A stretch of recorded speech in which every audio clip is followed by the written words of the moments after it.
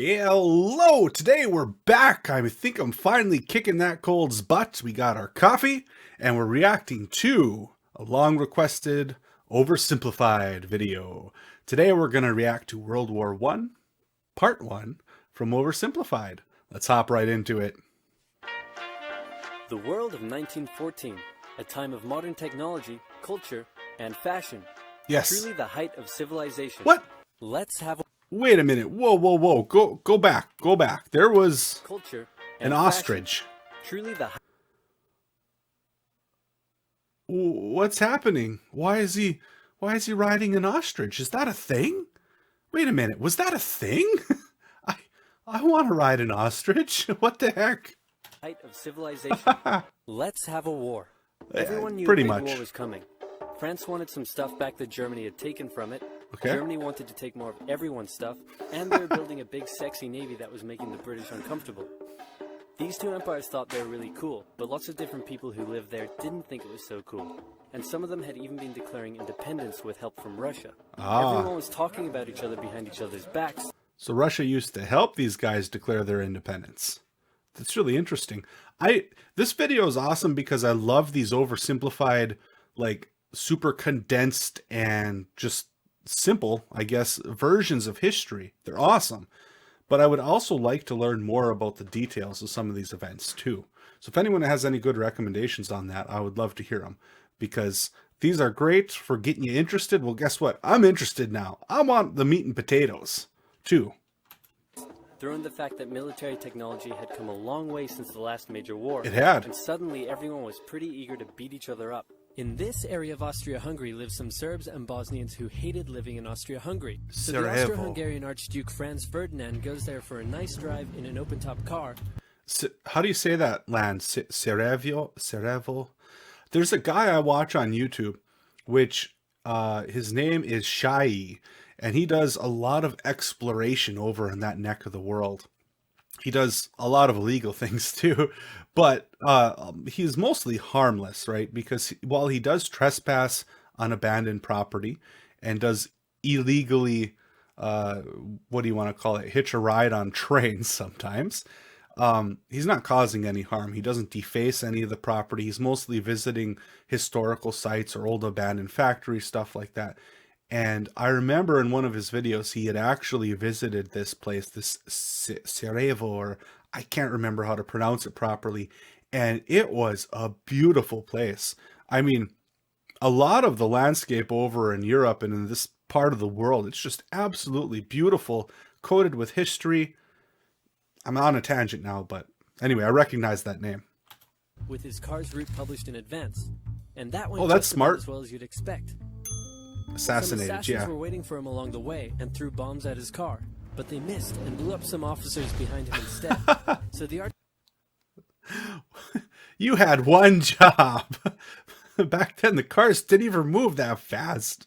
Archduke goes into hiding, leaves Sarajevo, and the whole war never Sarajevo. happened. Except no, the Archduke doesn't leave, but instead goes back out in the open-top car to visit the injured officers in hospital. The driver takes a wrong turn and by sheer coincidence gets stuck beside one of the failed assassins. Oh, come on. Who shoots him. So they tried to bomb his car, failed, bombed some of his officers.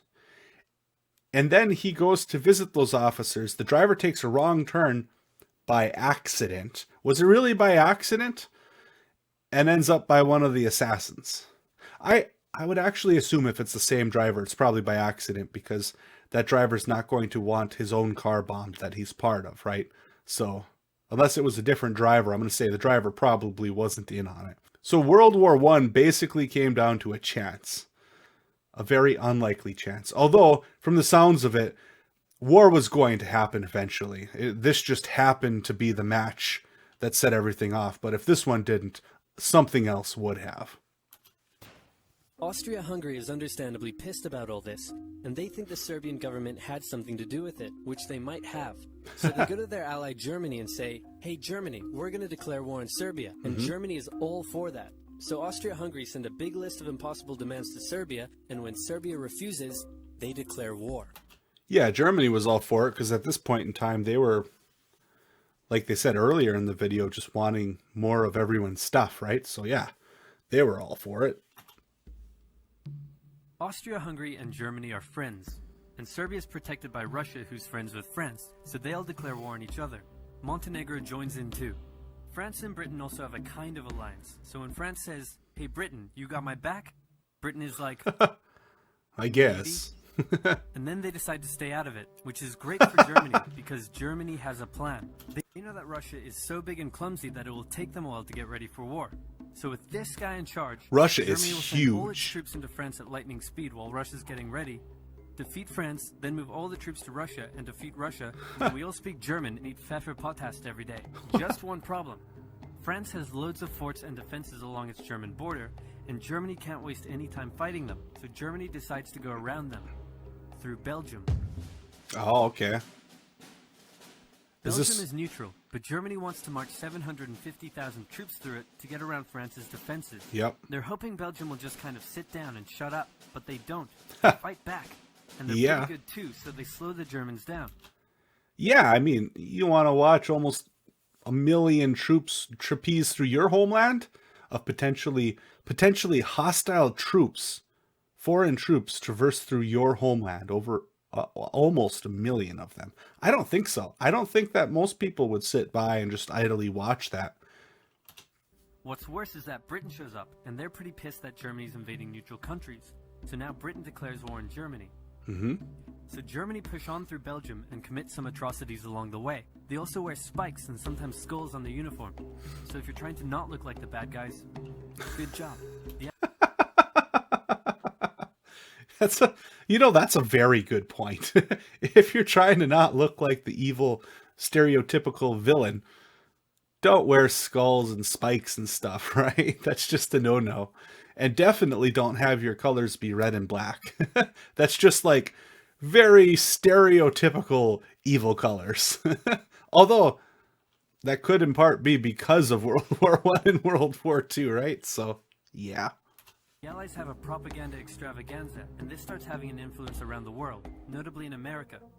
The US President Woodrow Wilson sees himself as a bit of a Jesus figure and spends most of the war trying to get everyone to just hug it out. But there's also a large population of ethnic Germans living in the United States, and when the war first broke out, they were like, "Yay, Germany!" And now that they're committing atrocities in Belgium, they're less enthusiastic. Let's play Spot the French Soldier. Did you see him? Easy, right? He's wearing a bright blue uniform with red trousers. And do you know who else spotted him easily too? Oh. The Germans. So when the French were slowly marching in columns through the countryside, the Germans easily tore them to shreds with their giant guns. I've always wondered that when you look at some of these old war uniforms, and it's basically like holding up a flashing neon sign at night that says, "Hey, look where I am." Why? I mean, I guess I kind of get it, like way back in like the musket days when they had the huge face-offs between the armies, like maybe back during like the Civil War, or not the Civil War, back during the War of Independence for the US. You know, back then you had muskets. It took you a very long time to load a shot up, and the kind of the battle tactics that were used was you would basically get into two big groups facing each other and shoot at each other until one end either gives up or is annihilated. You can't really hide in that scenario, right? There's not stealth warfare. There's not long distance bombings. There's not anything like that. There's no snipers. But in more modern warfare, you really want to blend in. So why are you wearing bright red and blue and silver and stuff like that? It makes no sense. Did it really just take that long for people to catch on that that's a bad idea, or why? All the nations involved in this war went in with an old school war mentality, and all of them had to update their uniforms and tactics. Wait. War is an adventure. Bayonet charges are cool. Cavalry is really effective. Yes. See, this is basically exactly what I said, just very simplified down, which I would expect from a channel called Oversimplified. And all of them had to update their uniforms and tactics a lot during the Great War. Because this war was going to be like nothing anyone had ever seen before. Russia's ready for war, and way earlier than expected. Hey, Austria-Hungary, can you get on top of that? That was amazing. Oh yeah, sure, we've got this. Nope. So Germany has to send some troops back to the east to defend against the Russians. The chief of staff of the Austro-Hungarian army is this guy, and although he is handsome, he turns out not to be the best. Look at that military stash. strategist. Austria-Hungary constantly ignores Germany's advice, and then comes running back to Germany whenever they get in trouble. Austria-Hungary even gets its ass kicked by tiny Serbia, who repels all their invasion attempts at the start of the war. It's better news for Germany in the north, though, where they almost completely wipe out the Russian Second Army. Serbia kind of has that bit of a reputation, you know, that precedes it. And I would expect that, although this is probably where they got that reputation from, is just badasses, you know? Back on the Western Front, the Germans continue advancing and are in sight of Paris. At this point, anyone would be forgiven for thinking the Germans were going to get that quick victory after all. But then things start to go wrong. The French commander-in-chief knew something had to be done, and he ordered his armies to stop retreating. In the resulting battle, a gap opened up in the German lines. If a gap opens up, the enemy can use it to flank you from the side and behind. So the German armies have to retreat. The Allies launch a counterattack, so the Germans dig into defensive positions. The art of war. The Allies do the same. Then both sides move north, trying to outflank each other along the way. When they reach the sea, they're in a stalemate with trench systems running the whole way from the coast to Switzerland, the beginning of trench warfare on the Western Front. I do actually remember this little bit from history lessons, was that France, even though French have a reputation these days, right? It's not necessarily completely earned, but when Germany went to invade France, France actually put up a heck of a fight with their fortifications and their bunkers and whatnot, and it was a lot more effective than the Germans had thought it would be, like significantly more.